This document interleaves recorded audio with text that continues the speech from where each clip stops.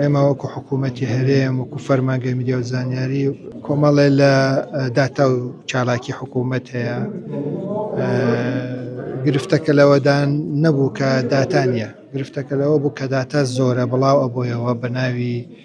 حکوومەت و بە ناوی دام و دەستگاکان و چۆن بڵێ فێک نیوز زۆر بوو جا ئێمە بۆ ئەوەی هەم ڕۆژنامە نووسان و دام و دەستگای ڕاگەیاندن هەم هاوڵاتیان دڵنیابن کە ئەم سەرچاوەیەکی کە دڵنیانی حکوومەتە ئەبێ چەناڵێکی تایبەتی واتساپ کە جیاوازە لەگەڵ گروپ ئەو چەناڵە متوانە پێدراوە لەلایەن شەریکەی مێتا پەیوەندیمان کە لەگەڵ یانە هەبووە ئەم دەستپێشخەریەمان کرد کە پێدەڵێن خزمەتی هەواڵ